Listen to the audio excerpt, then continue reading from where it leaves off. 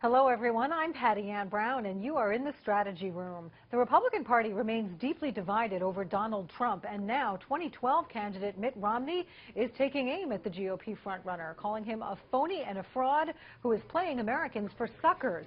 This ahead of a critical debate tonight in Detroit on Fox News Channel. So can Donald Trump strike the right balance between firing back at critics while looking presidential? Here now to weigh in, our Democratic strategist Joe Lestingi in D.C. and Republican strategist Adam Goodman in Tampa. Welcome to you both. Thanks for having us. Thank you. Adam, what do you make of Romney's remarks about Trump? Well, right now what we're seeing is internecine warfare within the Republican Party. It's really the Republican Party against the Republican base right now, as they're trying to gang up, obviously, on Donald Trump to stop what has become a bullet train and what some have considered, and rightfully so, a movement. And I think this is not, Republicans are not the only ones in play here in terms of Americans starting to get very uneasy about what you might call party rules.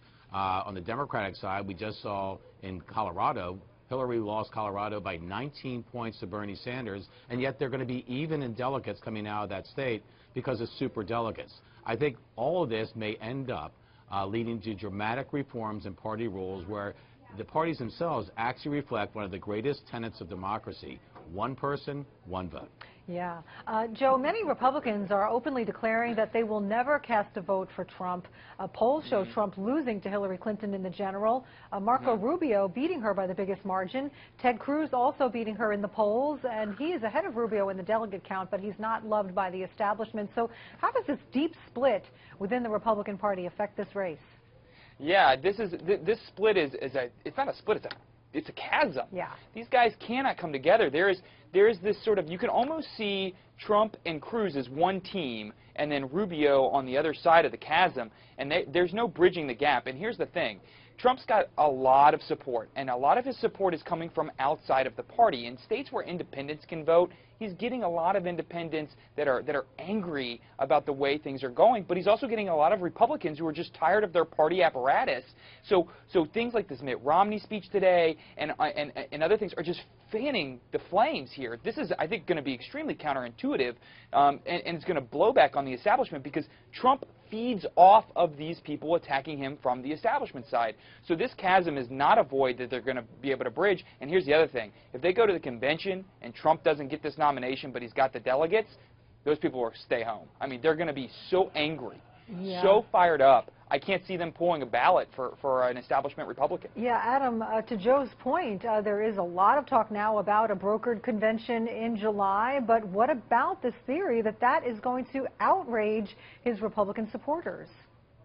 Well, that's a great unknown, and actually I agree with a couple of things that Joe just said. It's probably a first on this show. I do think it has created, at this point, a real split of thinking. But at the end of the day, remember where we are, guys. We're in early March. We are the better part of 6 months, 7 months away from the grand show. If Trump and Hillary are the ultimate nominees, there's going to be a whole other kind of narrative in play. And I think Joe would at least agree on one thing, that is a contest that's hard to call because there's never been a contest quite like that, where the outside is taking on the inside, where Hillary in that case would be the defender of the realm, and you might say Donald Trump would be the prosecutor of the case against the realm. I don't know where this is going, except the one thing that's healthy for everybody. Everyone's weighing in. I mean, we have record turnouts on the Republican side. Democrats hopefully will catch up soon. They're having, less enthusiasm, but I think that will change. So record turnouts, more people than ever, Patty Ann, are tuning in to the debates, into the conversation. I think this is tremendously healthy for America, and maybe what we need to really change things, in this country, is a frank conversation about what is not working, pushing against the establishment at times and making it right. All right, good point. Joe, you mentioned independents. Well, meanwhile, columnists Howard Kurtz and Tavis Smiley both say that Trump could benefit from the support of some Democrats and minorities. Kurtz writing, quote, he has a visceral appeal to working-class voters and independents who are struggling financially, angry with a system that has given them little, and perhaps resentful of illegal immigrants, and drawn to Trump's aura of strength. Thus, like the once mocked Ronald Reagan, he could attract defectors that I hereby christen Donald Democrats. That's Howard Kurtz. Do you agree with him and with Smiley, Joe? Absolutely not.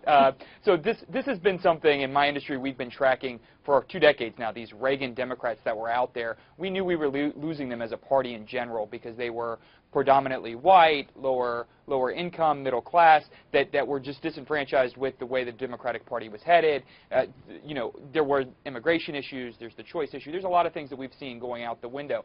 Here's the problem that this argument runs into. This country is more diverse than it's ever been. We have more mixed families, larger minority populations, more inclusion in this country as a whole. So the anger that Donald Trump is tapping into is coming from a group that weren't going to vote for Democrats anyway. And we've seen these groups. They're very prevalent in West Virginia. They're very prevalent in Kentucky and in some of these like sort of mountain Appalachia state areas.